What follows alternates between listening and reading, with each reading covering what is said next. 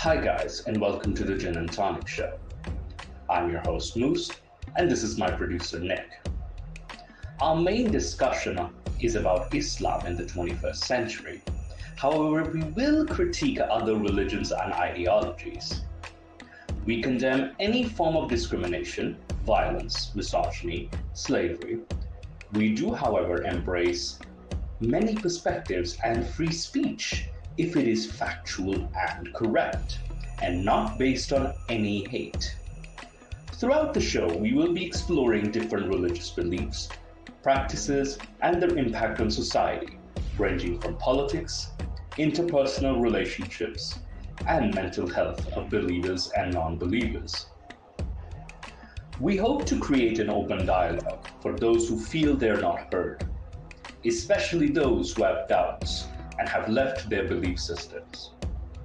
If you are interested in exploring the complex topic of religion and wish to be part of an honest and open dialogue, this is the show for you. We also welcome feedback and discussion from our audience and listeners. The Gin and Tonic Show is a free speech platform where you can express your ideas without any fear of violence and repercussions or any consequences. Please do join our discussion in the live chat as well as the comments. Thank you for stopping by and enjoy the Gin and Tonic Show.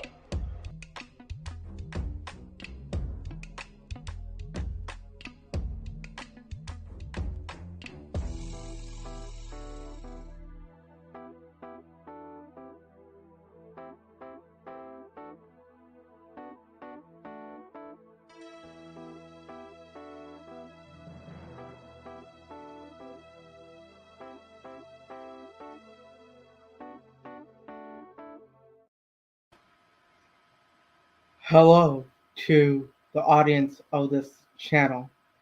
My name is Andrew Tate. This is my Bugatti.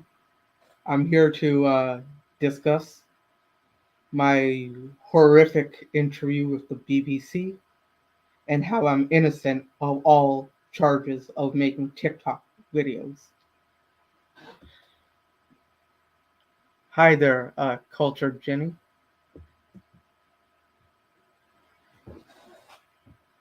I guess I'm left. So, according to Shahid Bugatti, with the Romanian law, I I wasn't allowed to take girls to Romania to make them make TikTok videos for TikTok, and now I'm being sued for rape even though I'm innocent, and now I'm supposed to be here being interviewed by Moose. I don't know why he calls himself an animal, but yeah, he's gonna be here in a few minutes. So I will be taking over the show today as the true alpha male, sigma male that I am. Yeah, no, I can't do a British accent for the fucking life of me. So, so yeah, this is my Bugatti. So today,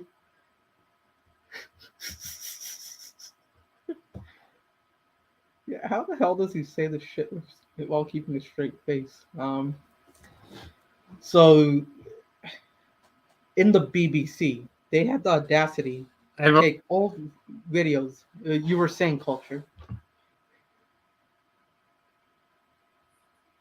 Your true manliness, Tate, leaves me speechless. I know. I'm the true alpha sigma male. This is supposed to be a Conehead cap from that movie Coneheads, from the 1980s. I loved that film growing up, and I'm like, yeah, no, Tate's definitely either playing a character as a Conehead, so hence. So, what the fuck was I saying before? Oh yeah, with my interview with the BBC, how dare they take my words out of context where I say I'm doing drugs and selling drugs and running a cam business. That was 10 years ago. 2020 was 10 years ago, and I still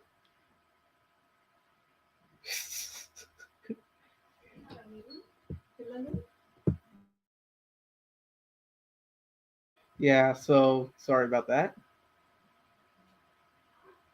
All right, so I got to get rid of this. I'm like sweating super and I can't do anything. Holy shit. You guys see the sweat on me? Because of this impression. So this thing's like completely latex, and latex makes me itchy and really sweaty, so I can't do it for much longer. Moose was supposed to like stay here for like 4 minutes, but yeah, he's not here yet.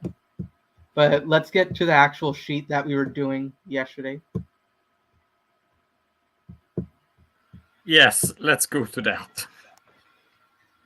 You know my impression was fucking ass when this sheet is less cringe than what I was doing. All right, so basically, we stopped at 3 yesterday. Basically, the respect for the chastity of woman.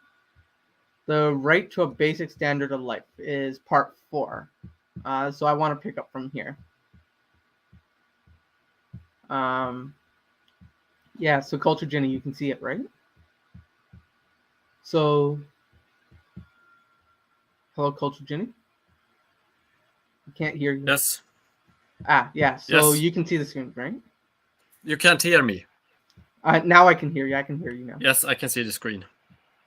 All right. So speaking about the economic rights, the Holy Quran enjoins upon the followers. So let me pull up this verse, basically based off of this guy's track record here.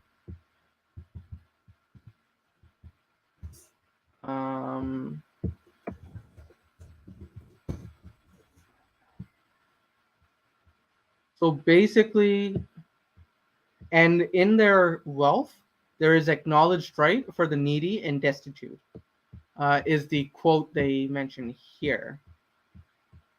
And Raven Lovecraft, you're extremely lucky you didn't see the fucking cringe that I made 5 minutes ago.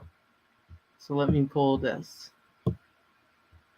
So in their wealth, there is a rightful share fulfilled for the beggar and the poor. I mean, it might just be a translation issue here.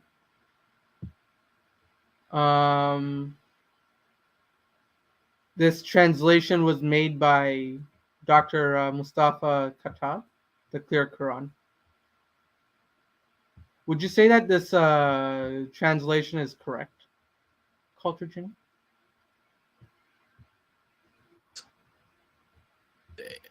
It was correct. Yeah, so I'd say in their well can be it can not. It's not only money. It's like everything. It's other resources too. But in their belongings, it's the right for the beggar and the dispossessed. Yeah, because in Telugu, at least, what we know is wealth has Astadingpanglu, which means 8 forms of wealth. So wealth doesn't necessarily have to mean money in a Sanskrit-derived language. Would Islam or Arabic have a similar connotation for wealth, or does wealth directly translate to money for them?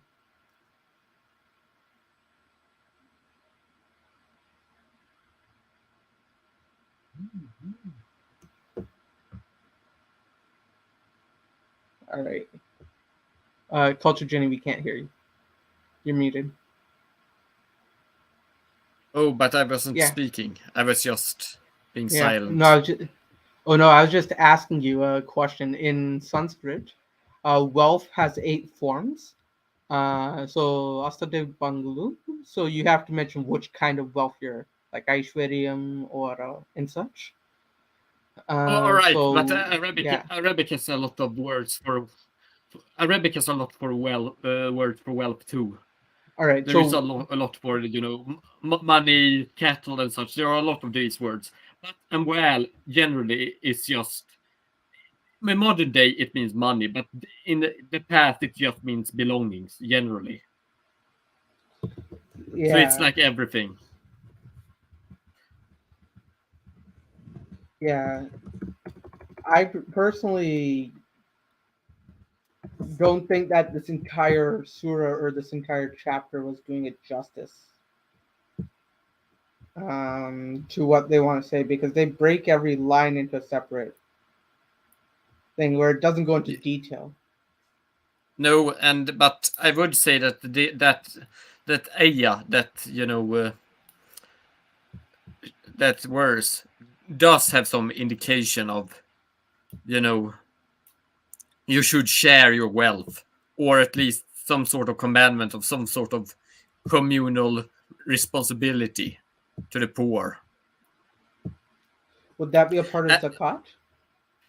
Yes, I mean, the fact is that zakah was usually taken by the mosque, local mosque congregations, and then handed out to the poor as kind of often in the form of bought food and the like.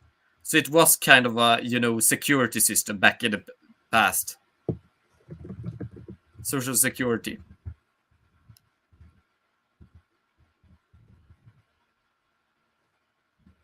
Yeah, it makes me think now. What if this is there? Then why do Muhammad Hijab and Ali Dawa mock people for giving money directly to poor people instead of giving it to their mosque? Because I mean, the fact is that how should I say this? In the past, you did give to the mosque, but you did also give directly. And Ali Dawa and these people that claim that you shouldn't give normal charity to the poor, they aren't representative of traditional Muslim values. And I will say this as an atheist, that charity to the poor directly is also a part of Islam. This is you have to remember that actually charity to the poor generally was of a higher demanded. It was less of virtue, and even sometimes it could even be considered a duty in the past. Because remember, in the past, you didn't have social security systems. You didn't have these thick nets of state protection if you ever became poor. You still don't have it in many parts of the Middle East or in Africa. And that means that you have to rely upon, other people's.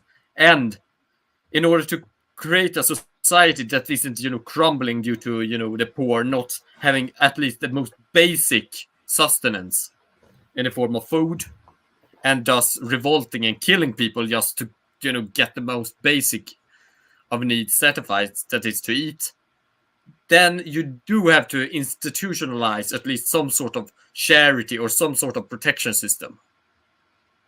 Yeah. Oh, and Either cancer both through the mosques that demand zakah as the obligatory tax, that take it in and then distribute it in the form of welfare to the people living in the area, but also in the form of direct charity. Yeah, it's because I'd assume that with religious institutions, I understand why they would shame you for not giving money to them, because they would get the tax benefits on the charities and such, right? That too, yeah. But I mean, I have been involved in certain. I mean, charities are a very different bunch, even the religious ones. Some are, totally fine and actually do a very great job. Some are pretty much just, fraud. Yeah, I definitely agree, but I talk more so like I know in Rome, the temples like Athena, the Temple of Athena, and such would carry the village's gold. But then a lot of the priests would like take it in terms of corruption and such. And that eventually transferred on to religious charities having even better tax benefits in modern times. So I'd assume that's probably why they're very discriminatory of people donating directly to charity, directly to poor people instead of helping them. I mean, traditionally in Islam, the institution of the mosque does not have the same power or the same role as the institution of the church in Christianity. You have to remember that the Quran and various, fiqh traditions actually do not give the organizational privilege of the mosque in the same way as Christian theology gives the organizational privilege of the church. So technically, you can do everything outside of the mosque institution. It will be very hard to do so, but you can do it in Islam and still be a 100% completely fine Muslim, according to most traditions. Yeah. And also to mention to Raven Lovecraft, this was the cap I was wearing. It was a nice cone hit cap. I don't know if you watched the movie. I'm not gonna wear it again because I'm allergic to latex. This was like I can wear it for like 2 or 3 minutes, but once my head starts getting itchy, I gotta stop, or else I'll have to drink Benadryl like a drunk. But yeah, so so basically, Chance, yes, the '90s movie. I think it came out in '89. So how come when you look at channel videos, there's so few there? The hundreds of them have been deleted for some reason or hidden. So basically, we do live streams. So you're gonna have to go into the live stream section. You'll see the videos as opposed to videos. We don't upload videos outside of when we're like sick or something, or when Moose has to go to the motherland or something. Or else we do it live streams. There's a separate section of YouTube for that. But yeah, let's continue reading this article here. The words of this injunction show that it is categorical and unqualified order. Furthermore, this injunction was given in Mecca, where there was no Muslim society in existence, and where generally the Muslims had to come in contact with the population of disbelievers. Therefore, the clear meaning of this verse is that anyone who asks for help and anyone who is suffering from deprivation has the right in the property and the wealth of the Muslims, irrespective of the fact whether he belongs to this nation or to that nation, to this country or to that country, or to this race or to that race. What do you say to this?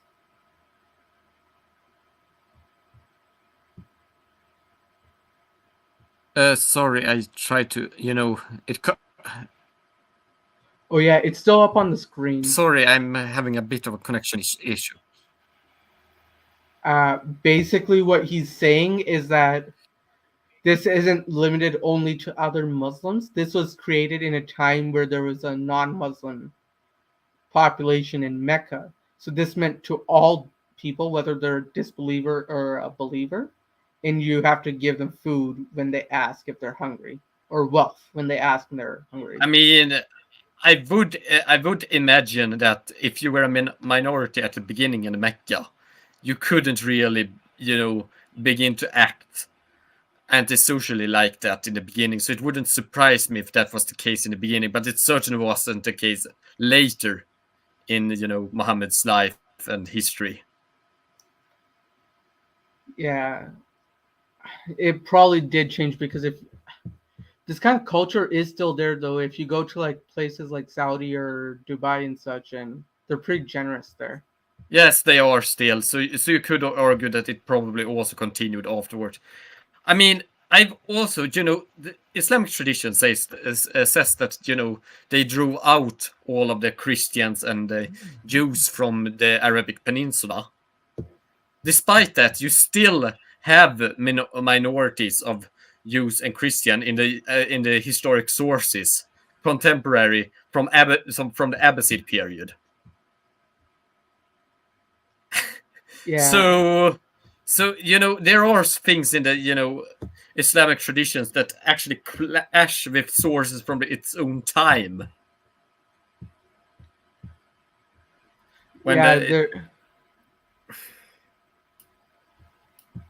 I was just gonna say that.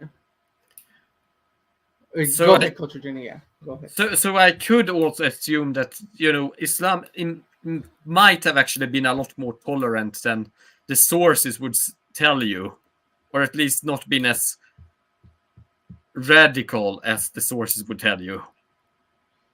Yeah.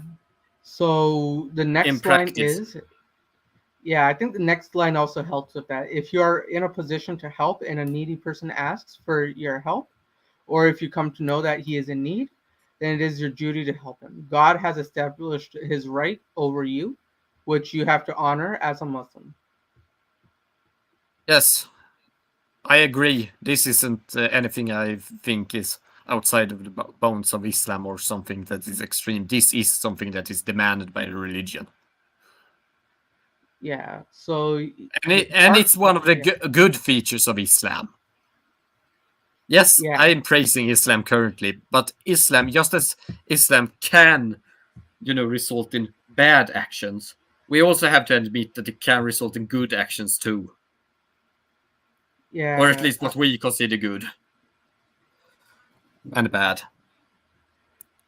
If we assume that religion actually does affect actions. Yeah, to answer Raven Lovecraft's question here, they're all on drastic measure. There should be a repository of them. I'll have to find the link. And I'll probably put it in the community center post soon. But there should be a repository somewhere. But you can watch those videos as well on Drastic Measures Islam channel. So part 5. Islam has clearly and categorically forbidden, so individual rights to freedom. Islam has clearly and categorically forbidden the primitive practice of capturing a free man, to make him a slave, or to sell him into slavery. On this point, the clear and unequivocal words of the Prophet are as follows. There are 3 categories of people against whom I shall myself be a plaintiff on the day of judgment. Of these 3, one is he who enslaves a free man, then sells him and eats this money. So what do you say to this?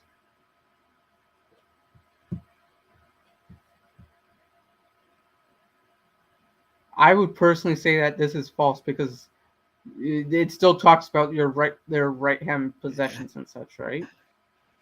Yes, I mean these things are about people that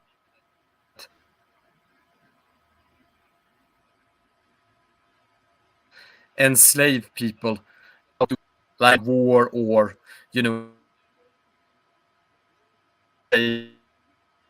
people in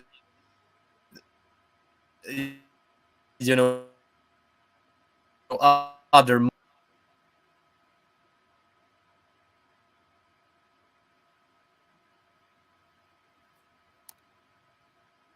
Yeah, your connection's a bit shady there, Jenny. Jump in when you can, but I won't pressure you on that. The words of this tradition of the Prophet are also...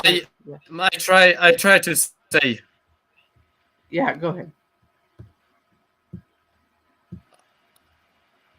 I try to say that the thing with enslaving people here is that it's wrong to enslave people without the due process or in the right context. It's kind of like killing. Killing people can be okay depending upon context, or it can be murder.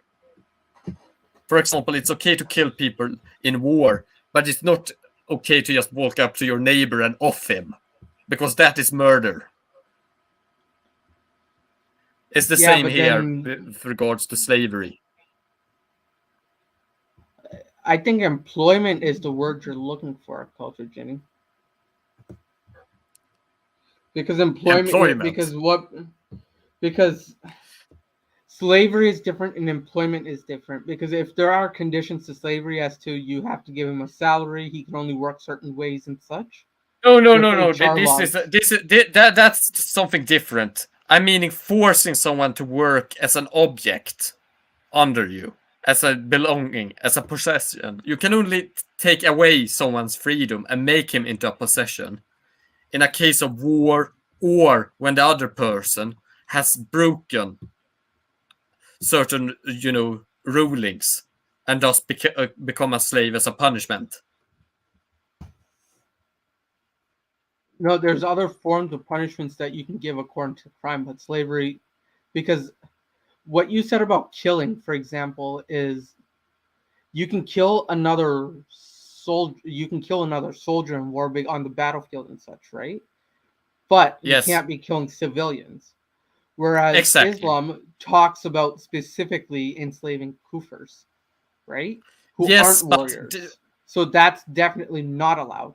Prisoners of war, you can put them in jail and such, but within Islam, you have this view that you can enslave populations during a war, enemy populations during a war, in certain cases, and you can also, enslave people that have committed certain types of crimes. But you can't just take people randomly and enslave them. Neither Muslims or non-warring, subjugated non-Muslims that pay the jizya. yeah, I still have to say that for my personal view, any form of slavery is wrong, as any form in an ideal society. Of There course, wouldn't I'm be not. any I'm, mother I'm, in I'm any not. way in any. I'm not condoning this. I'm not condoning this.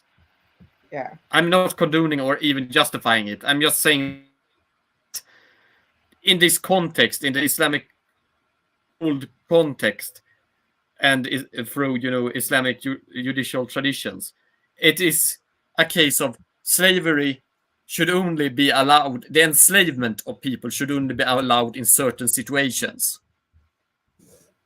And you can't just randomly take people as slaves if these conditions are not met. Yeah, it's one thing I would definitely say that. Yeah, Raven Lovecraft. I know you're trying to come on. I know, but the thing is, your camera and mic aren't connected, so it won't allow me to let you enter the stream. So you got to fix that before I can actually click the button. Here you are. Yeah. Oh, can I actually turn my mic off because I'm looking horrible? Go ahead. Actually, how do I do that? I used this site before.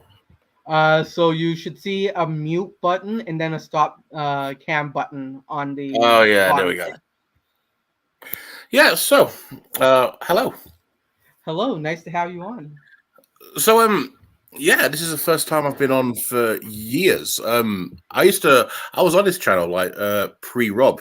I was a host and moderator for years.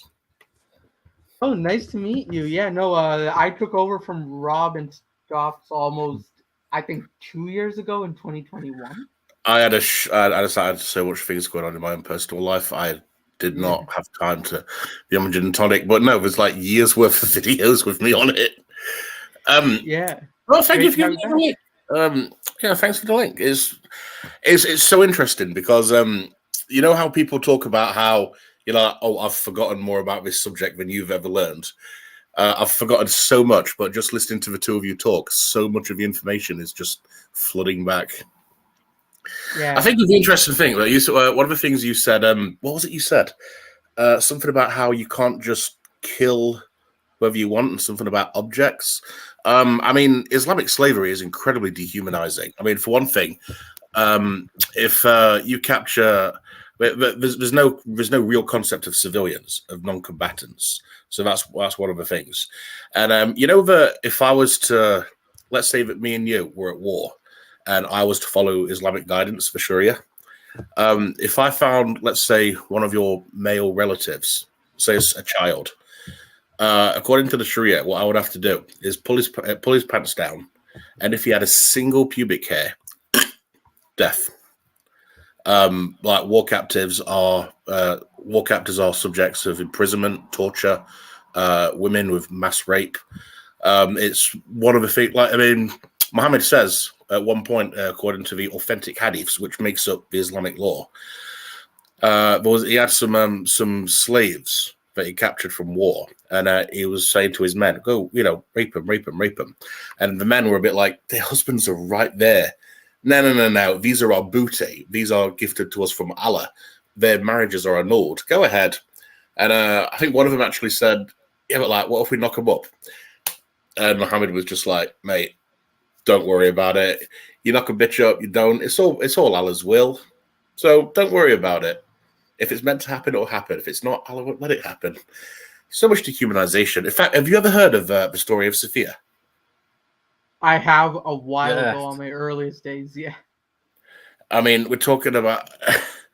Should I actually tell the story, or her father has just been... try to censor it for YouTube, but yeah, go ahead. Well, so Sophia was a minor princess. She was the daughter of a chief. I can't remember the name of a tribe, but it was a tribe that existed in an oasis, a very beautiful oasis. Sophia, I think, was Sophia bint Hurari, I think her name was. I think she was 15 years old, and she was married to a man named Kiana. And Muhammad and his riders were standing over the oasis. And as the pre-dawn light came, Muhammad said to his troops, "Terrible will be the vengeance upon those who have been warned." They rode down into the oasis, cutting down trees, killing, torturing. It was said that Sophia's father, the chief, had great treasure. Muhammad tortured him, set him on fire. The hadiths talk about how he would stoke fires and put him on his chest to try and get where the treasure is. Kiana, the husband, killed right in front of her. All the women were lined up and enslaved. Muhammad walked past them, inspecting them. And Sophia, I think it was supposed to be a mix of her being very beautiful and also the fact she was a minor princess. Muhammad threw his cloak over her to indicate that she was his property. And later that night, they were beautified and taken to the tent of the Prophet. And he basically had his way with her. And one of Muhammad's companions stayed outside the tent all night. And when the next day came, Muhammad stepped out of his tent, saw his companion, and said, You've been standing outside the tent all night?" "Yeah." "Why?" "Well, you've just murdered her family, tortured her father, slayed her husband, killed her brothers, and enslaved her girlfriends. I genuinely feared for your safety. I thought she was going to kill you." And Muhammad's response to this was, "Allah blesses you. Blessings of Allah be upon you." The real sick thing is, most Muslims that I talk to, in fact, every single Muslim I've spoken to, will actually say that the rape of Sophia was a love story. Yeah, no, I kind of put it in the same category as Pocahontas and such, because in that region, women were also kind of seen with a higher level, because in Egypt, a lot of women there wasn't a dichotomy in the chores of what women and men used to do. They used to go do farm work. They used to home property. I'd like to add something here, though. Well, women will probably have the ancient Egypt. Egypt at this time is Christian and Coptic. Remember that. Yeah. But I would also add one thing, though, to give a little bit of context and, again, be the devil's advocate. I'm not advocating for acting like this in modern day or doing anything. I'm not condoning this. But what Muhammad did in this tale was, if you look at the historical context, pretty normal. But that wouldn't follow through, because his life is for all time, a story for all time. Yes. But the issue there is that's more. I'm not judging Muhammad for that. I'm judging those that think that you should act like this today. I'm judging them, not Muhammad, morally. Cultured Jinn, I don't know if you're aware of this, but do you know that the Catholic Church has actually abolished the role of devil's advocate? That is why I'm taking up the mantle here at Gin and Tonic.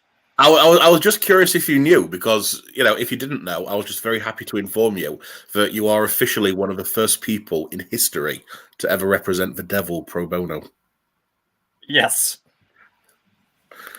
Yeah. No, I mean, you have absolutely hit the nail on the head, both of you, with the fact that while this is normal for certain figures throughout history, we don't worship those figures.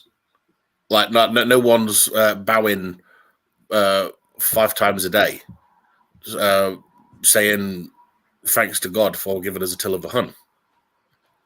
Yeah, no one's praying to. So if in this case, people should be praying to David Blaine, and people should be praying to Do a funny Genghis Khan thing. and such. Do a funny thing regarding this is that ancestor worship is pretty common actually in Mongolia, still to this day. So It is. yeah, It is, but Is it? So- What so- it lots of places. so just and think about the implications of that as well. Well, what are the implications of it? Considering how many percentage of the Earth's population is descended from, Genghis Khan. Yeah, quite a lot. yeah. Let me get we're on page 7 of 26, so let me get this statement out too so we can react to it fully.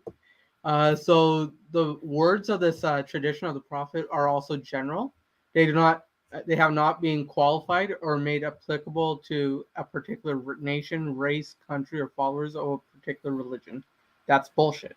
The Europeans take great pride in claiming that they abolished slavery from the world, though they had the decency to only do so in the middle of the last century.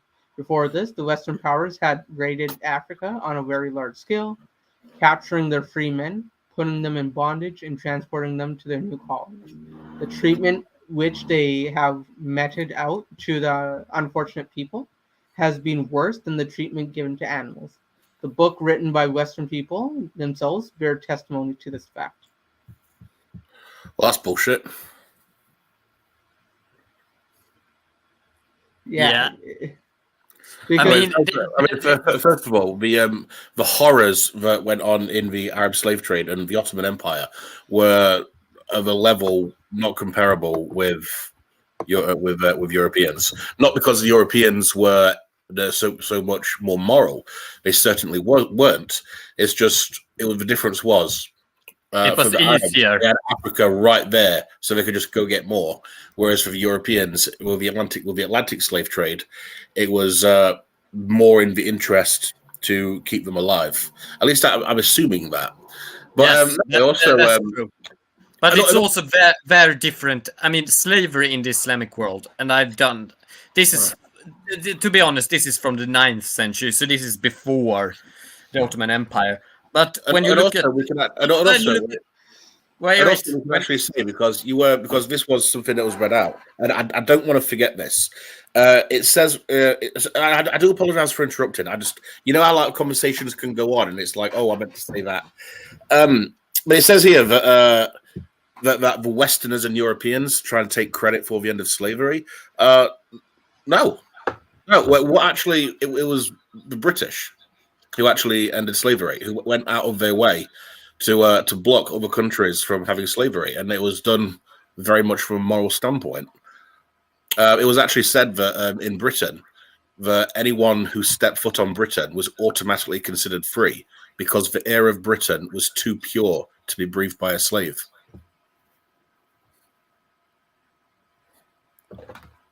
Yeah, no, one thing that I always heard the story in World War II as well, where when African American soldiers went to the UK to help them out in their fight, and they saw the black soldiers there yelling at generals and such, yelling at commanding officers or other officers, being like, "No, you're wrong, you're right, this and that." They were actually like shocked, like, "Oh, wait, how can a black guy talk to a white guy like this?" And there's a lot of testimony about that. So the Britain and European powers were well head over shoulders in advance than both the Ottoman Empire during World War I and II and America at the time. One of the things that, speaking specifically of Allied troops in the United Kingdom, Britain has never had racial segregation, and Americans actually tried to do this. They actually tried to enforce American-style segregation in the UK. It never really worked out. I remember there was this one particular pub in a village where the Americans insisted on racial segregation. So the villagers were just like, fine. And they put up signs in the pub saying, Black Americans only.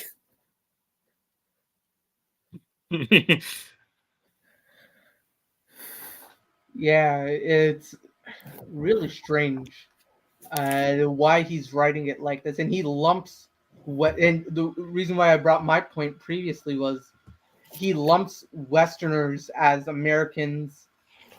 Are people from Brazil also Westerners at the time? Are the Amazon tribes Westerners? I mean, the issue here is that this isn't a logical text or anything that actually makes reason. It's just a propaganda text. But it's also not that good at it, by the way. Let me search up this author. I want to see who this super intelligent, super senior man is. Syed. Yeah, I'm gonna search him up on Google as we go to before we go to the next part. I want to see this man's qualifications because there's no way any intelligent person can be saying this stuff.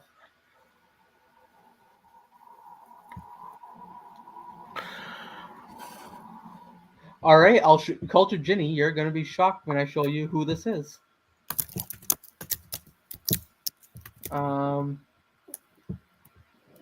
me share this. Can you guys see? So this guy, I think it's him. I couldn't find any other text. So on the Steam My Yard, that it's showing up there, but it's not on. Oh wait, no, it is showing up on YouTube now. Yeah, there's a 10-minute delay on YouTube, or like a 10-second delay on YouTube.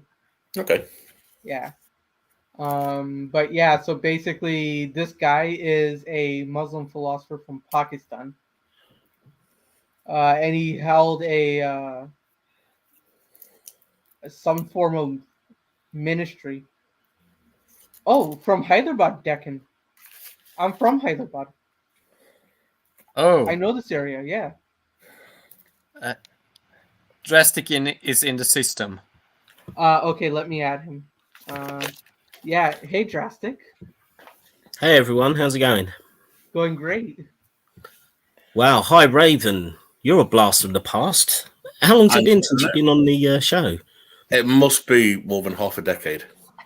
Yeah, I was about to say, I was thinking, I'm sort of the unofficial Gin and Tonic show kind of historian, I suppose. I've been cataloguing all the old shows and stuff. And well, you could regale them with my brilliance. Yeah, I do remember you featuring many times, and yeah, you brought a lot of knowledge, and yeah, it's really nice to see you back. Is this just a one-off? Are you going to be sort of around for a few shows? I literally just went on YouTube to see if there was any interesting videos, and I saw Gin and Tonic live, and I just thought, ah, shit, I think I'm it. Yeah, and then whatever intention of he had for coming back, I kind of ruined it with my Andrew Tate impression. Ah, yeah, I saw that. Yeah, no comment on that personally, but yeah, well, yeah, it's really nice to see. I mean, to be honest, I just popped on to say hello to Raven, because as I say, he was kind of a part of the show for a good few years there, I think. Well, I was a host and moderator. Were you hosting? No, didn't realize you were a host. Well, I mean, I was a host in the sense that I was on. I don't know. I was made a moderator as well, and I did have like some access. So maybe we never officially gave each other titles. Yeah, I definitely remember for a few years there, you were like one of the main people. You were on like almost every week. Did me and you have a chat? I'm sorry? Did me and you have a chat? No, I mean I was watching at that time, but I wasn't like commenting in the chat or anything. I tended to be watching the shows kind of in a catch-up format anyway. No, fair enough. Because I tended to be doing something else on the old time slot. But I certainly remember you a lot. And yeah, well, yeah. I mean, look, so sorry guys, I don't want to interrupt the show too much. So just as I say, sort of as the unofficial kind of historian, I just thought it'd be nice to come in and say hello to Raven. And yeah, it's really nice to see you on, mate. And I hope you're well. Thank you. I mean, if you want to stay around, stick around, talk about how fantastic I am, feel free. Yeah, I mean, I'll hang around for a bit, but I don't want to distract on the show too much. So if you, drastic, yeah. Hey, you can't sit there and watch us suffer with this document, man. You got to share in the pain now that you're here. Also, the show has really lost viewers, so probably even more contribution, the better. Yeah. Yeah, I can stay on for probably about 10 minutes, but then I'm gonna have to head off after that. So okay. I'll have to bring a brilliant 10-minute contribution. But What is your accent? London. How kind of London accent is that? Did you used to live somewhere else? No, it's a regular London accent. Maybe I just don't go to London enough. Actually, last time I went to London was like 9 years ago. So maybe it's changed a lot in that time. I don't know. No, just a regular London accent. But okay, now I'm slightly paranoid, so maybe I should go listen to myself. All right. So anyway, sorry. So sorry for holding up everything. Where were you? You was in the middle of this human rights thing. Yeah. Yeah. So basically, the author of this document was actually a politician in the 70s, where I'm from, and it was a major part of the Pakistani separation movement. So this is a propaganda piece, in my opinion.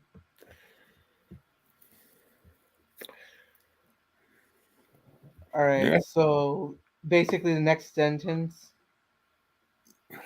No, I think we covered all this. Yeah, we covered this section, but we determined that it's pretty bullshit because they had slaves in Islam, and the Ottoman Empire was just as bad. I mean, they've still got slaves in Islamic countries now. Yeah. So as a viewer actually mentioned, yes. Sudan used to have legalized slavery, and so did Mauritania, up until the 2000s. It was 2008 or something, wasn't it? Mauritania officially. I don't know when Mauritania banned, but I don't know it was in somewhere in the region of the. It was 2010s. It was 2000 something, but 2010s, yes. I would have to look it up, but it was literally just yesterday. Yeah, it was in the beginning of the 2000s. Not 2010s, but between 2000 and 2010, somewhere. Was it in the 1960s that Saudi banned it? Yes, I think that Saudi and many of those countries banned it also due to pressure from the United States, because there was some sort of incidents around that time where they had captured some American citizens, and Yeah, Culture Jenny just had your point. In 1981, Mauritania became the last country to abolish slavery with a presidential decree abolishing the practice. However, no criminal law was passed to enforce the ban. In 2007, under international pressure, the government passed a law allowing slaveholders to be prosecuted.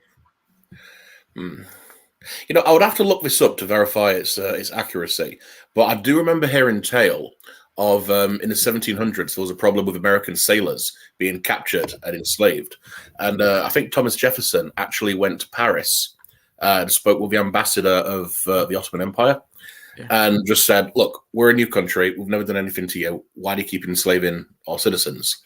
Well, because it's our religion. Yes, and that was or rather, I think it was the Berber pirates rather than the Ottomans, because possibly. Yes, because they didn't go to war with the Ottomans. They got to war with one of the Berberi states that had done it.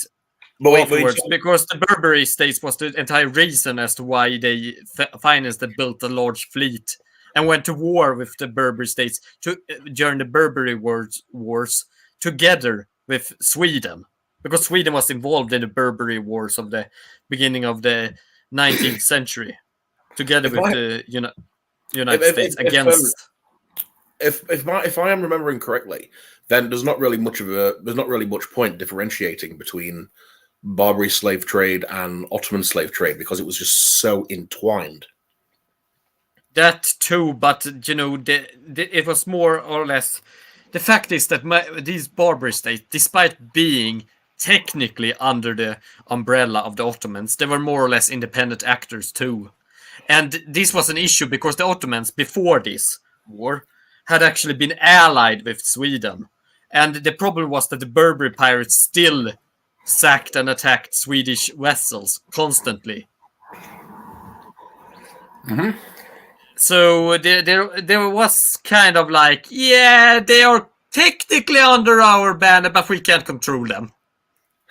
The very interesting thing is that, because obviously we're reading this work right now, which, as you say, is a lot of it is propaganda. It's talking about how, Westerners say they did these things, blah, blah, blah. So it's sort of saying, well, okay, well, it is a good thing that we ended this. And yet you talk to so many Muslims that would say they want Sharia. And I've just said this. I've even said this to Muslims in conversation. They talk about how such and such won't be allowed in Sharia, blah blah blah, and they're talking about the annexation of rights for certain people. And I just said to them, "But do you actually want that? Let's say that Sharia was taken over. Would you actually fight against it?" And it's just no. Okay, so you are in favor of, obviously, you are in favor of slavery. You are in favor of the rape of captives. Because you wouldn't do anything about it. You just let it go. And the point that we constantly say here as well is that when you get 5 Muslims, you get 6 different opinions on the topic, yes. Right? So it's which Sharia are you talking about, right? Because the liberal Muslim has a different view than the Mohammedan. Oh, drastic left, but I think he did it voluntarily. If not, look at the private chat. Well, you've actually that's actually an old Jewish. He left. What you said. That's actually an old Jewish joke. Ask two rabbis the same question, you get 3 different answers. Yeah, but I mean, this is true about many religious traditions and ideologies. I mean, the fact is that most Muslims, even if there are areas and regions where the majority are still wanting, or at least a sizable minority is wanting slavery to actually return, I think that I will still probably guess that many Muslims, the majority even, I would dare say, would actually be against slavery. It's kind of like they accept this religion, but it's kind of like how Christians cherry pick the best parts of Christianity. Well, but it's I would say that most Muslims don't actually know their religion that well. This is what I've found. It's the rare Muslim that knows their religion. It's why people like Ali Dawah and Muhammad Hijab are so popular, because it's like, we have someone that knows it and we trust these people. Most Muslims do not know the ins and outs of their religion. They don't know it as well as, it's the minority that is fluent in Islamic history and Islamic jurisprudence. And even though many Muslims, I'll say the vast majority of Muslims are perfectly fine, decent people, who probably would be aghast some of the things that Islam allows. But the point that I made, like I said, it's not necessarily that they're in favor of it. They just, if it was happening again, they keep their mouths shut. Yeah, I was actually in a class for a journalism class, and one of the students actually did an experiment where he took verse 424, and basically instead of saying according to the Quran chapter 424, he said according to Upanishad verse so and so. He said this is what Hinduism says about slavery, and he showed various Muslim people, and they're like, "Oh, this is horrible. Slavery is bad." But then he's like, "Nah, I was lying. This is actually Quran 424." And actually showed it to them in the Quran. You could see like the shock in their face, almost like trying to like agree with it or getting really mad with it. Yeah, well, I did a similar experiment years ago. What I did is I created some fake social media accounts, and what I did is I posted the Quran and Hadith. I made sure it was only authentic Hadith, but I was posting scripture. And what I did is I left it completely unedited. So it was exactly the same, except I switched around who it was addressing. So where in the Quran and Hadith it said Muslim, I changed that to non-Muslim, and where it said non-Muslim, I changed that to Muslim. And you should have seen the reaction. People were running. They were tripping over themselves to call me an Islamophobe and a racist and a bigot. And then I just sat back and watched as they started to realize, oh shit, wait, hang on. This is our scripture. And then the justifications that started pouring in. It was both disturbing and hysterical at the same time. Yeah, and also, Raven, I don't know if you have the Discord's link, but in the YouTube live chat, you should be able to see it and join our Discord. We tend to have like our after chat after the stream's done as well. I've never used Discord before, so I'm not familiar with how it works. Oh yeah, so in the YouTube chat, you should see from the Gin and Tonic Show a link. If you click it, it'll let you make an account, and then you should see, and it should take you directly into our voice chat. Or into our Discord chat, where it has different servers and a voice chat that you can connect to. Okay, cool. I've always sort of in the back of my mind been thinking I should check out Discord. So, yeah. So every time after we've done a show, there's going to be some certain people who don't like coming on and showing their face publicly, so they come on to the after show in Discord, where we have a non-recorded private discussion on the topic as well. All right. Well, thank you for the invite. Yeah. But yeah, let's continue with this horrific propaganda piece. After the occupation of America in the West Indies, for 350 years, traffic in the slave trade continued. The African coast, where the black skin captures of Africans were brought from the interior of Africa, put on the ships, sailed out from these ports, came to be known as the Slave Coast. This is very much of a misguided statement, where there were African tribes selling other African people into many of those groups that actually sold slaves to the Europeans were in fact Muslims. There was one tribe, I can't remember the name of it. I could probably look it up if you want it for next week's show. But there was this one tribe that was under British occupation, and the king of this tribe, because the British was trying to outlaw slavery, and the head guy, he said, I would do anything that the British ask except end slavery. Slavery is the pride of our people, and it is the pride that mothers give their children at the breast, or something like that. Yeah, no, it's and there was also this Netflix movie or web series about some African tribe with female warriors and such, showing them as like some feminist. That but those guys were also like one of the main tribes that sold slaves as well. I know, and I just face palm when I actually look deeper into that history. I actually hate this whitewashing of African history. Or rather, not whitewashing, before but culture. Jenny, before you go into your rant, I need to tell the audience that if I had the money to, I'd paint my hair blue. I'm a super liberal, ultra liberal, whatever you want to call. But you got to show history as it is. You can't be showing pro-slavery people in the name of wokeness. Yeah, I mean, you shouldn't actually demonize these tribes either. What I'm saying is that when you begin to, what my major issue is that when you begin to actually change history in order to present an agenda, or in order to, reach some sort of goal. Sure, it's a Hollywood movie or TV series. Then and you're giving some freedom and license, but this was put up in such a way and advertised in such a way that I think it's very sneaky and not a moral use of history. Let's just say that. I mean, you look at that documentary that came on Netflix, the new Cleopatra one. Well, Jesus, that was made by Jada Pinkett Smith. I thought her getting Will to slap Chris Rock was a huge scandal. This shit was even worse. If you look at Arab Twitter, oh my God, they are not happy. No. Yeah, because Cleopatra was Greek. Let alone marrying other Greek people. They were marrying the same fucking family for 300 years. Yes. she's lucky she had a working lung, let alone like any sort of like act contingent in melatonin or melanin. I mean, was it the 27th dynasty that was from Nubian descent, or was it the 7th? I'm not sure, but I think there was only one Egyptian dynasty that was historically we know was black. Although that said, I think there was two. I'm not an expert on age, but I think there was two.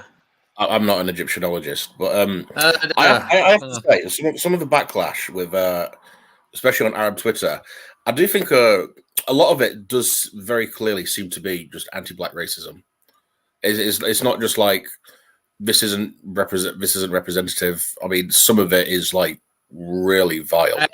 I don't deny that, but what I'm telling is that you actually do get some genuine anger also that is kind of, I wouldn't say, motivated only by racism, but also motivated by here coming someone else from, outside and then saying, oh, I'm going to make your history black. It kind of feels... mention that at that time, present Egypt is racist and sexist as fuck, but Egypt then was not sexist and was not racist. It's also kind of like imposing from the outside and certain view of history or a certain interpretation on history upon another country in a way that isn't, really. It isn't just, you try to search for the truth and it kind of clashes with these countries' view of history. It is more like you have actively changed history and now imposed it. But also saying that ancient Egypt wasn't sexist or racist, it really depends what you mean by that. If we were to compare it, as far as the ancient world goes, women had much higher status in ancient Egypt than they did in Greece, Rome, places like that. But according to that is obviously, but it's obviously very different to what we would consider sexist today. As for racist, the idea of racism that we have today is very much a modern invention. It didn't exist back then. I mean, racism has existed in various forms. So, I mean, our racism, sure, it developed in the, during the Renaissance period and later with colonialism and everything. But I would say still that, racism has existed, but it has been very different for very different societies. And I mean, the Egyptians probably identified more with the Nubians that were in the same cultural, I would say, sphere as the Egyptians than they did with people that probably looked more like them to the, east or west that were completely different in culture. But that wasn't what race was considered back then. Up until very, very recently, I'm talking like 20th century, and in some parts of the world still today, what we would consider today to be ethnic groups or tribes or clans back then were considered race. The Vikings were the Viking race, the Irish were the Irish race, and they had their race and everyone else's. I mean, even what's his name? Because I said it, like I said, it's just recently. For example, what's his name? The writer that got put in jail for. Oh, it's on the tip of my brain. The writer that went to jail for buggery. He had that famous thing where he went through American customs, and they asked him, "Do you have anything to declare?" And he said, "Nothing but my genius." What was his name? I keep forgetting. For some reason, Salman Rushdie always comes up, and I'm like, I know it's not him. No, fuck. I can't believe I can't remember his name. I've read so much. It was one that did Dorian Gray. Oscar Wilde. That's it, Oscar Wilde. But Oscar Wilde. I mean, I've read stuff by Oscar Wilde, and just in the 20th century. He was talking about himself as Irish, and he described the Irish as being a race. He said, like, this is my race, the Irish race. And that, and that was just very recently. Yeah. This is true too, but I mean, these things are a lot more complex than most give them credit to. I meant more I completely disagree. I don't think it's not that context at all. You had our group, what we considered to be our group, and then you had outside the group. And it's just so happened that in this modern day, but again, like you could also make comparisons between the old world and the new world. But then again, wait, sorry, let's finish. Yeah, Culture Jenny, let's let Raven go, and then you can go. Sorry, I couldn't finish. If you consider the quote-unquote new world, for example, like America, then what they consider today to be race, they'll talk about like white people and black people and how we are this group. You know, like we are white, this is our race. We are black, this is our race. We are Mexican, this is our race. And you don't really get that in the rest of the world. I mean, if you were to ask any European, like, what are you? How do you identify? Like, they just so happen to be white. They won't, but the first thing we'll say for their identity, I'm English, I'm Scottish, I'm French, I'm German. It's the same throughout all the world, you know. Indians will define themselves by tribe and caste. Same in Africa, same in Asia. I mean, same in the Middle East right now. You know, go to the Far East. You know, Koreans, Chinese, Japanese. Look how they treat each other. I mean, like most of the world still thinks along this more ethnic, tribal line. The whole idea of race that so many people talk about is very, very American. Yes, but let me before, since I wanted to say yes, this is correct. But the problem is ethnicities and their definition have also been very plastic. So you have these with also, you know, adds over with these race thinking also doesn't really add up when you think about certain ethnicities that are very broad in what others would define as racial groups. For example, ethnicities that culturally are a unified group, but what other people would define as races aren't the same race. For example, the Nubians and the Egyptians, the southern Nubians and the northern Egyptians don't look the same, but they still, during antiquity, in the ancient times, they still consider themselves to more or less be the same people. Just northerners and southerners. Yeah, just a quick question here. I think an audience member has a question for you, Raven, but both of you guys can answer if you can. What would the difference between xenophobia and racism be? Xenophobia is the fear or dislike of foreigners. Racism is where you have prejudice against someone because of their skin or ethnic background. So, for instance, someone might be xenophobic and not racist. So, like you can have someone who is the same nation of you, so it can be different colors, different races, but they are fellow British citizens, or they are fellow like American citizens. You know, like we are of this nation. So you can not like people outside your nation. I mean, it's like, again, it's a very American thing. You know, they might say, all right, we're all American, but you know, you're aliens, like you're foreign, your immigrants don't like you. Whereas racism, you can be like literally born on the same street next to each other and just not like each other because of your genetics. It can go hand in hand. It doesn't always. Yeah, he actually added a follow-up question to that. So basically, xenophobic. No, the Romans' Roman idea of citizenship is that they would go to different tribes, and you could actually become a Roman citizen. And for all intents and purposes, you were considered to be Roman. You were of Rome, and you could be from the barbarian lands. You could be Thracian. You could be whatever.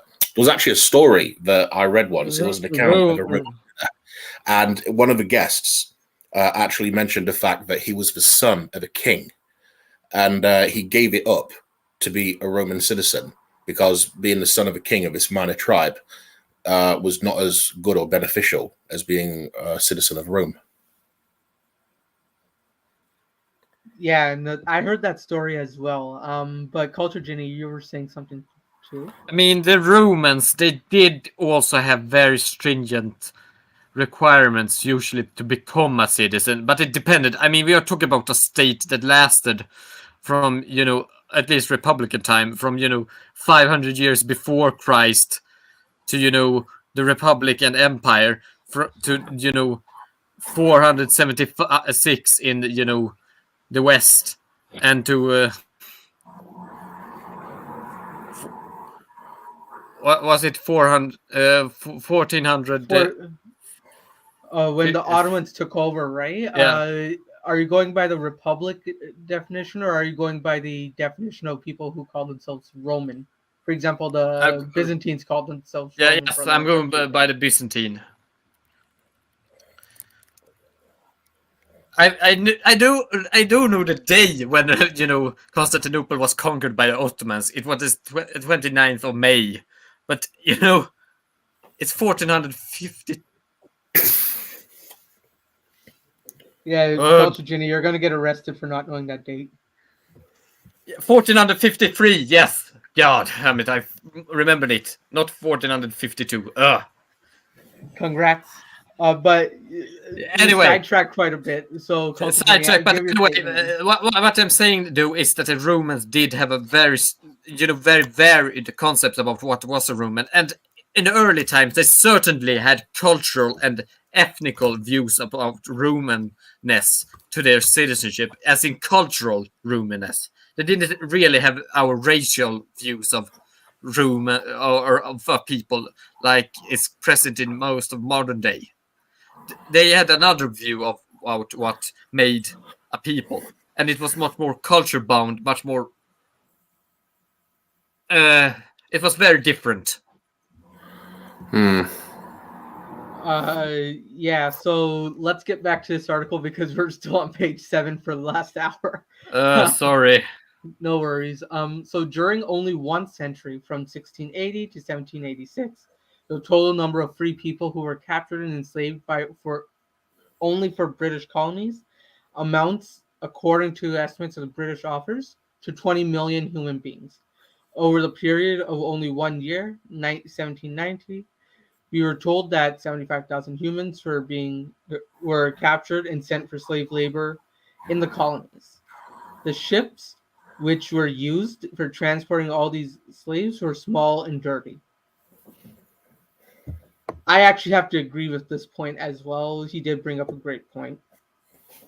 But this entire paragraph is whataboutery.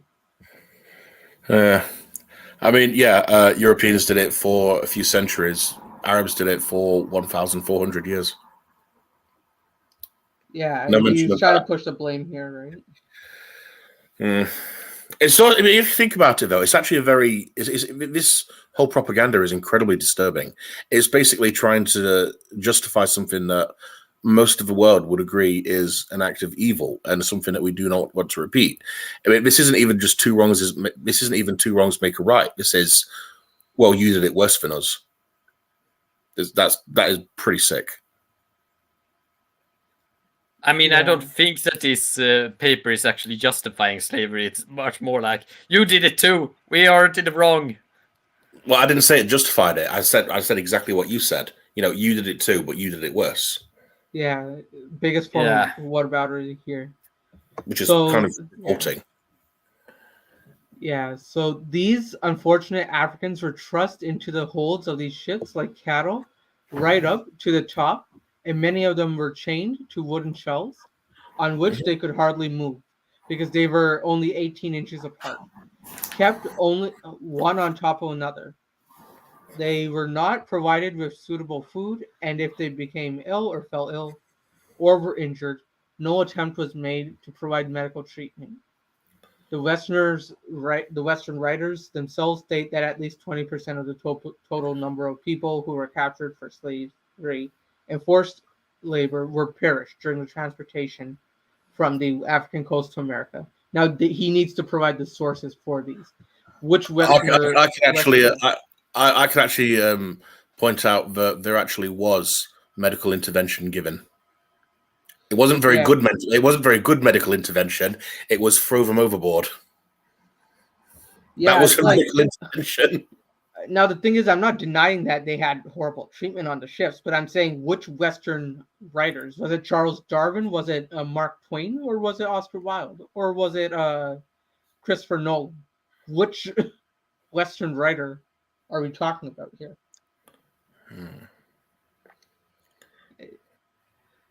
So it has also been estimated that the total number of people who were captured for slavery by various European nations during the heyday of the slave trade comes to at least 100 million. This is the record of the people who denounced Muslims day and night for recognizing the institution of slavery. It is as if a criminal is holding his finger of blame towards an innocent man. No, it's not, because this is a complete. It's either a misunderstanding or it's a blatant lie. I don't know which it is. If I'm very, very, very charitable, then I will assume it's just misunderstanding rather than a lie. But no, this isn't pointing the finger at all. This is people saying we recognize that what we did was wrong, and the fact that you did an act that we recognize as wrong. We're not saying you're worse, or it's not pointing the finger at all. It's just saying slavery is wrong. The end. That's it. Because I want people to find any mentally stable person in America or Britain who'll claim slavery was good. Outside of Kanye West and some demented KKK person, I don't see you finding too many or any person. Well, what do you mean by good? Because I can make a very easy argument for slavery being good. Or I mean, like, they aren't sorry for the. Please. Because the next point is more funnier. Let's go on. Because the next point is not as controversial, or it's just as controversial, but it's much more interesting and fun to discuss. Yeah, the position of slavery in Islam. Briefly, I would like to. Yeah, go ahead, Raven. I'm actually quite scared that if you just go ahead now and I don't clarify my statements, people are going to think I'm in favor of slavery. No, when I say that I can make an argument for slavery being good, I don't mean that slavery is moral or just, and it was definitely not good for the slaves.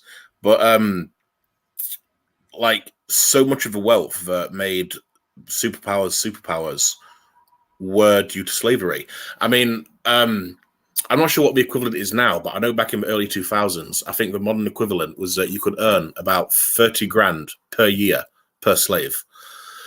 And a lot of black people will actually, particularly black Americans, will say, you know, we built America.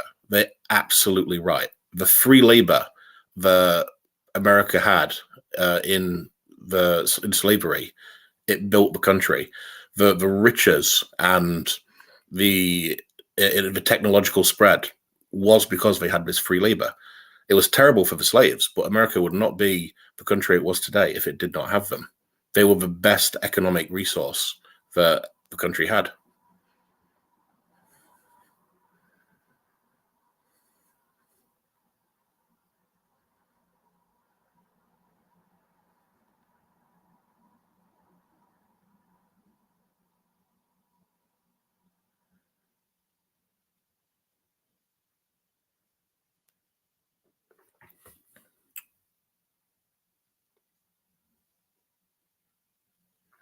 Have you two muted?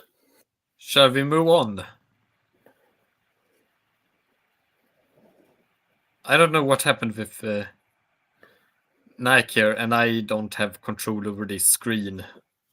Okay, well, I hope that it did come out that I'm not in favor of slavery and I recognize it as evil and things like that. Yeah. I hope that bit got through.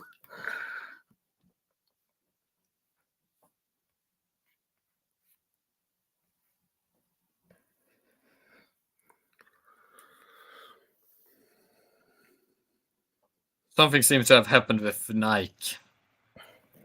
And it was just before we were going to the very good parts. Well, I mean, while Nike is fixing his mic or whatever, I mean, one of us could keep on reading. Yeah. Sorry, I had like a huge coughing fit here, so I was I can't. All right. Yeah, for some reason I get like these coughing fits once in a while. So basically, briefly, I would like to tell you about the position and nature of slavery in Islam. Islam tried to solve the problem of slaves that were in Arabia by encouraging people in different ways to set their slaves free. Is this some kind of fucking Alcoholics Anonymous kind of method here with 12 steps to releasing slavery?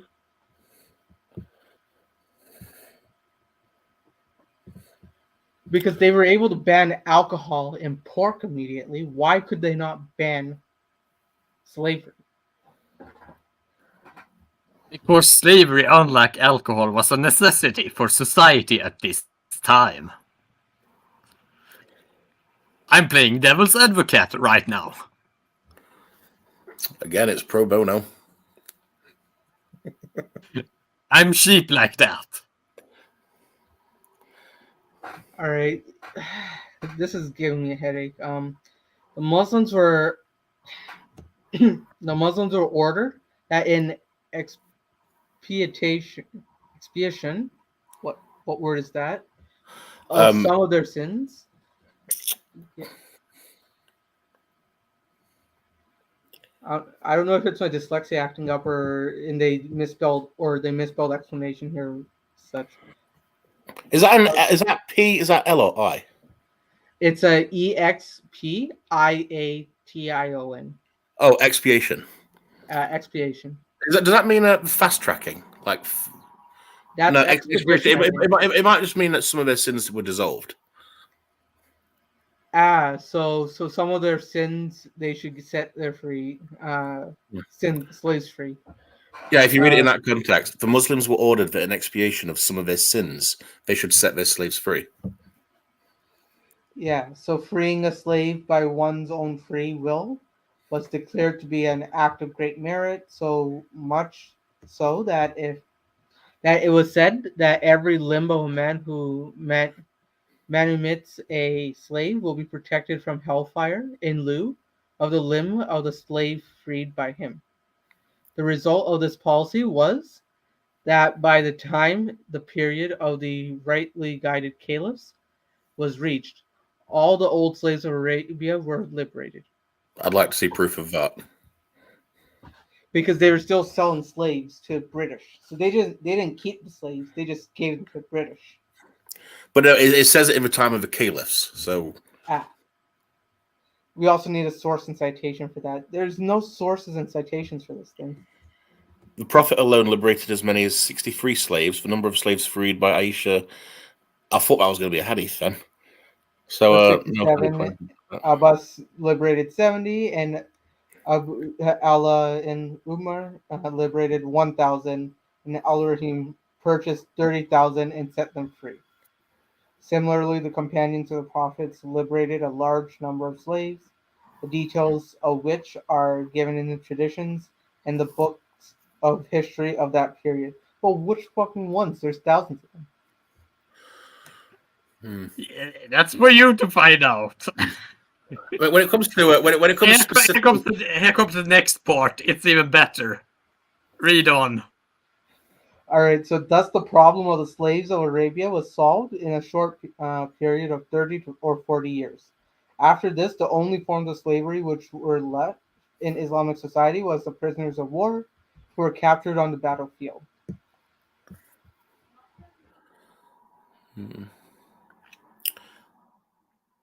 So what this doesn't mean anything. It's basically saying, Muhammad freed some slaves, and then we changed it by saying that we got slaves basically the same way we always got slaves, prisoners of war. I mean, you can cherry pick certain instances. You know, wasn't there a slave? Was it Bilal? I think Muhammad bought him and then freed him after he bought him. I think the purpose he bought him was to free him. Well, then there was also those two other slaves that came, and they said that they wanted to be Muslims. They were going to convert, and then their owner came, and Muhammad is like, "Wait, are you slaves? Yeah, this your owner? Yeah. Well, no, you can't join us. Go back with your owner."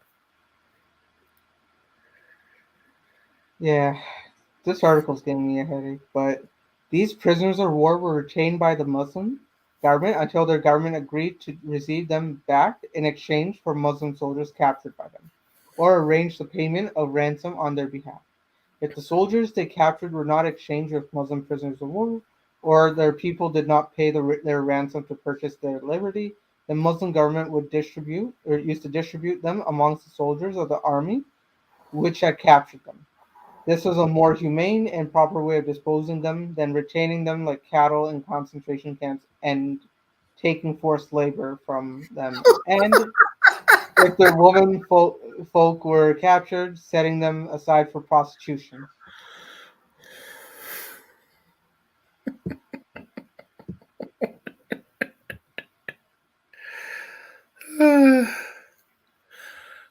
This alternate universe he's living in is very interesting. Raven, does this bring back PTSD or good vibes? No, I'm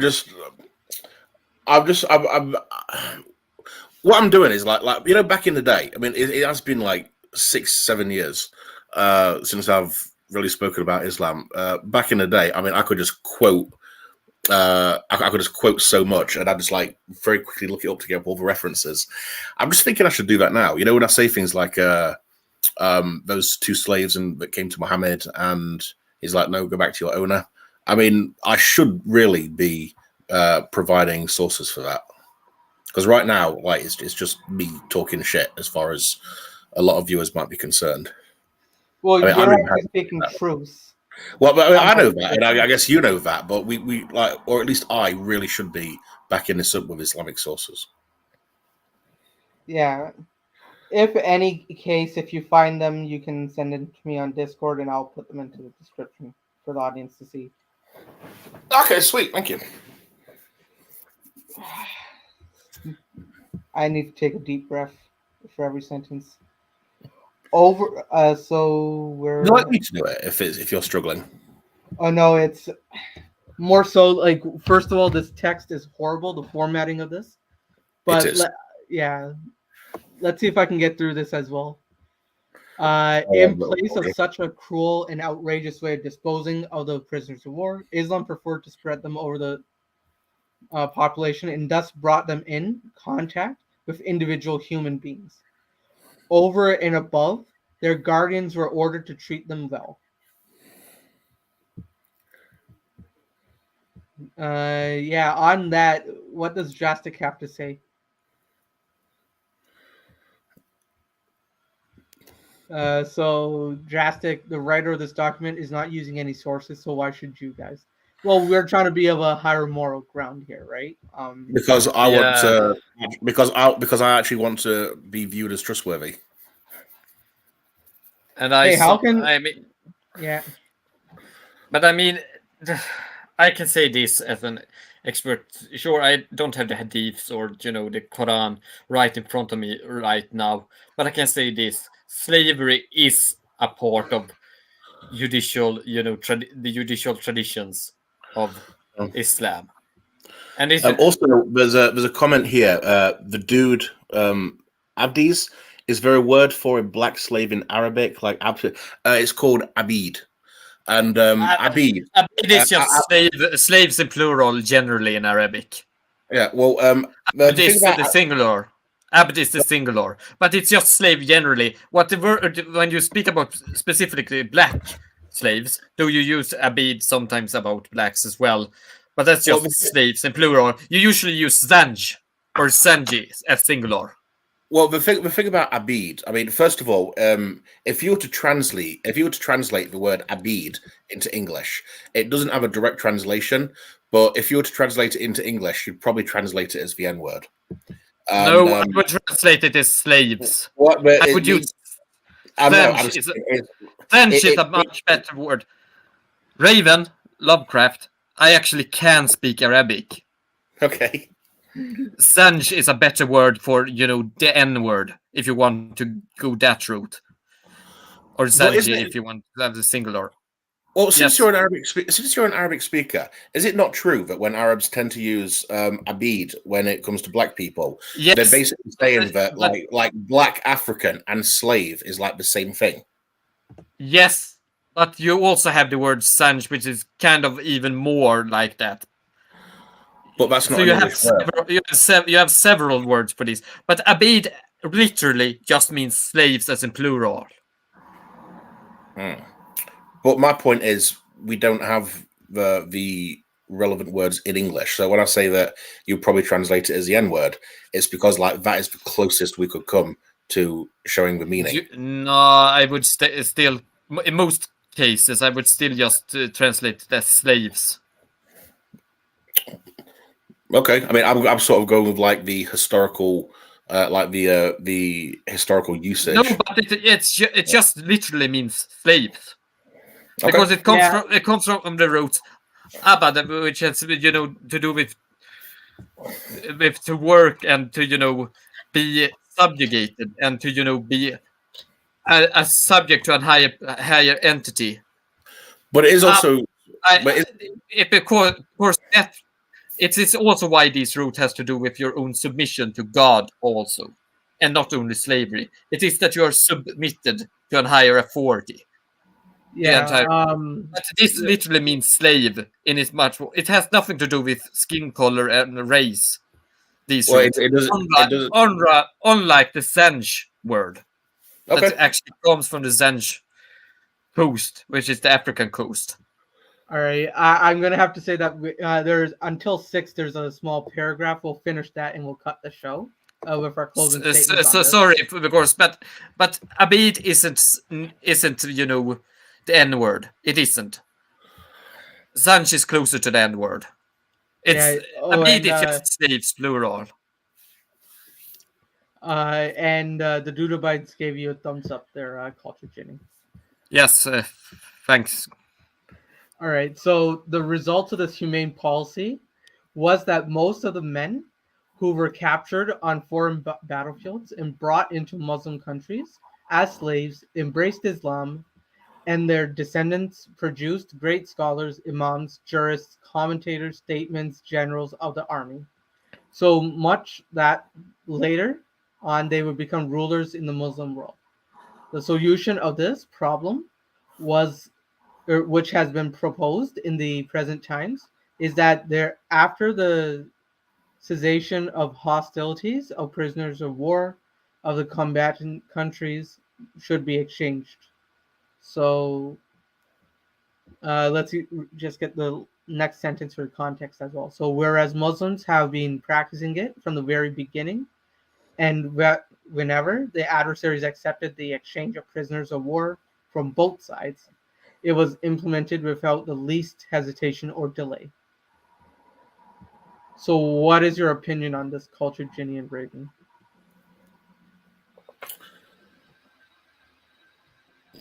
I don't know. It's just saying. It's basically just trying to. How can I put it? It's trying to make Terminator PG. Yeah. Terminator's not PG. It's an adult film. There's blood. There's guts. There's eyes being pulled out in motels. There's many deaths and murders, gunshots, horrible monster robot from the future.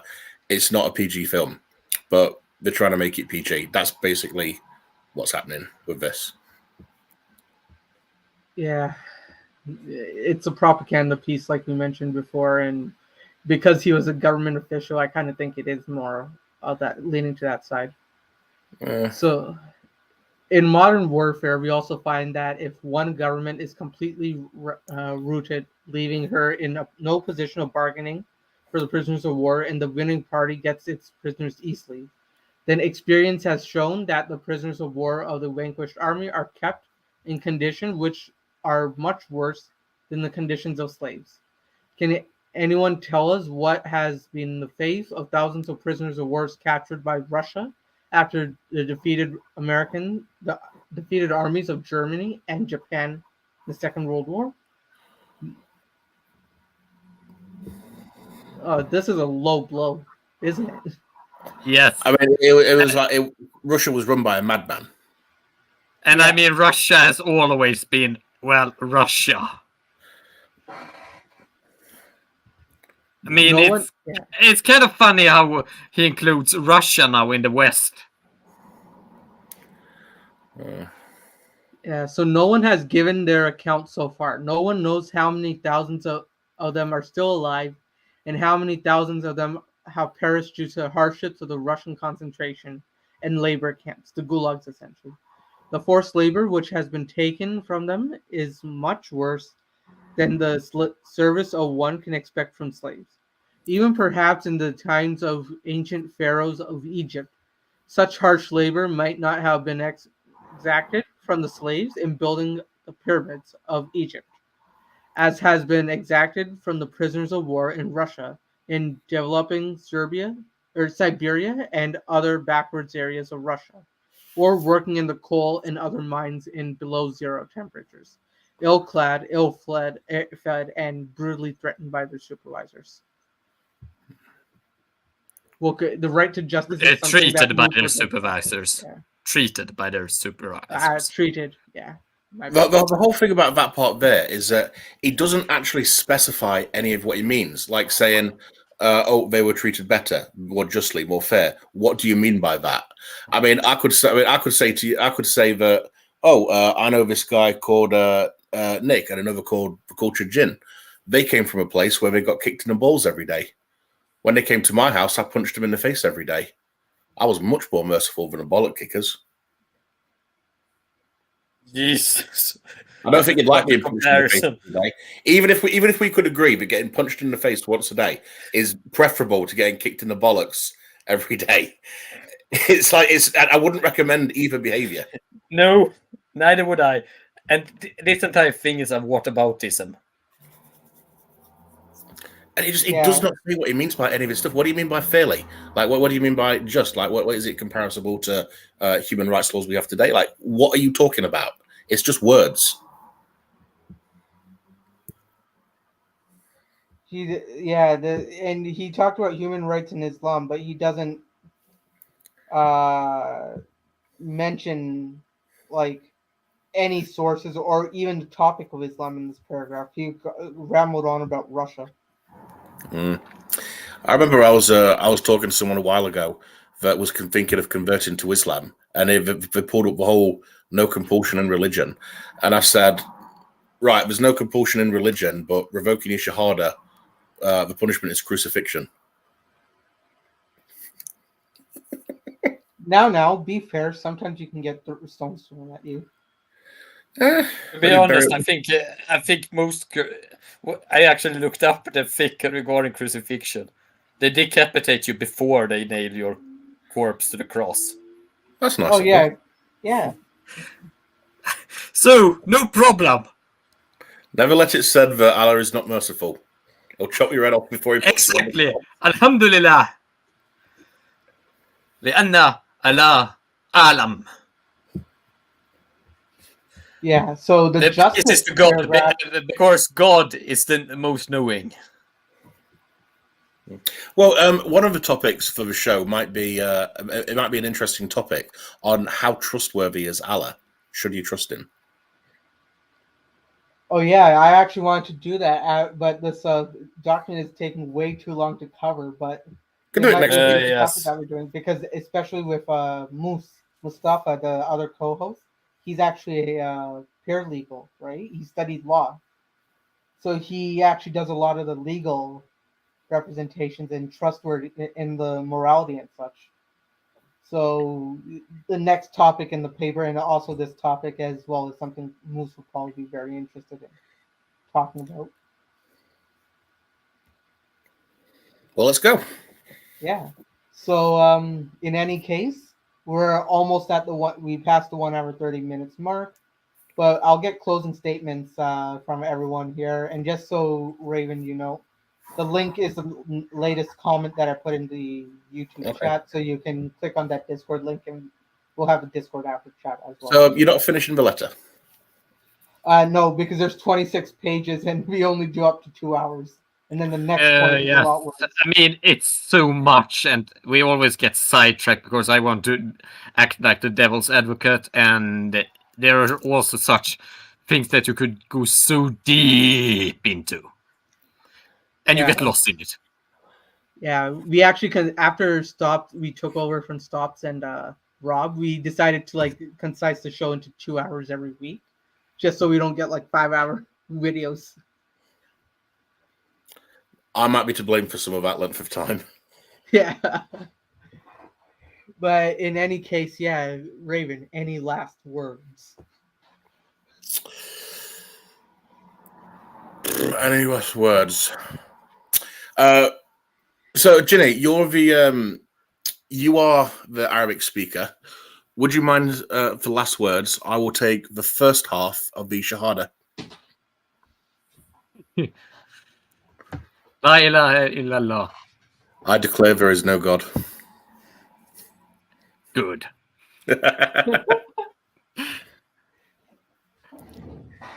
All right. Culture Jenny, any closing statements? I would just say that, these entire things when it comes to, Islam and, these texts, you get bogged down into all of these logical fallacies, these propaganda, these outright, just lies, these false statements, and these general chaotic mess of a text. It's interesting to discuss it, but it's hard and it's time consuming and tiring. Yeah. And I still also have to do my work as the devil's advocate here as well. Oh, yeah. And that's why I made the thumbnail of today's episode like that. You're trying to attack Moose for beheading me. So for my closing statements, Raven, we always love having people on, so you're always welcome to come on to the show. For every episode, I always put the link into Invite for any audience member because we're a free speech platform. But I'd love to have your opinion. You probably have a library of information in there from years of doing this stuff. Thank you. But yeah, in any case, I'll end this broadcast and we'll have a Discord after chat. Actually, you know what? Just before you end it, this will probably be helpful not only for me but for people listening. So, is it only Sundays that you do this? So we do it every Saturday, and then depending on let's say my co-host Moose, he went to Pakistan last month. So what I did was I pre-recorded. It's Saturday today. I thought it was Sunday. I thought it was Sunday. It's Saturdays. It used to be Sundays. Now we moved it Saturday because Sunday I got martial arts practice and soccer. No, I literally thought today was Sunday. I've skipped today. And what time does it start? Usually at 4 p.m. EST or 9 p.m. UK time. 9 p.m. UK. All right, so Saturday, 9 p.m. Yeah. Okay, that's 9 p.m. UK for all the listeners.